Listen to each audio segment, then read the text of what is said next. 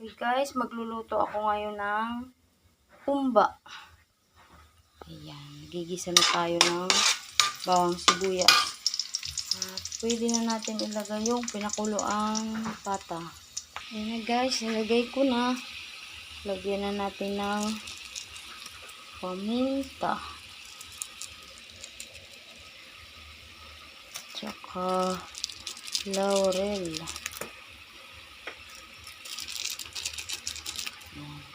Lagay na natin din bulaklak ng saging. Yan, pagsama-samahin na natin yan lahat. Sili. Lumabo na yung video natin. Nausukan guys.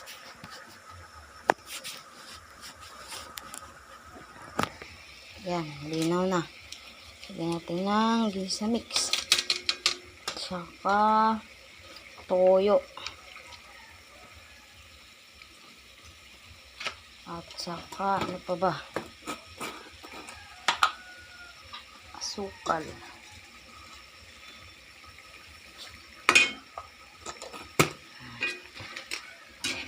Haluin na natin guys.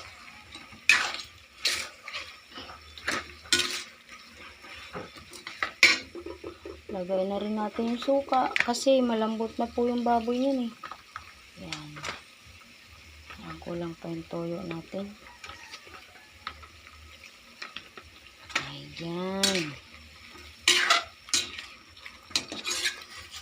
Ating umba. Dagdagan natin ng water yan. Kasi para ano. Ayan. Tapos, antayin na lang natin na lumapot ang kanyang sabaw. Kaya, takpan na muna natin siya. Okay guys, tingnan natin. Ayan na guys, ang umba natin.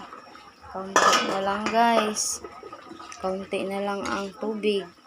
Antayin na lang natin guys, lumapot yan. Ayan, malapot-lapot na siya guys.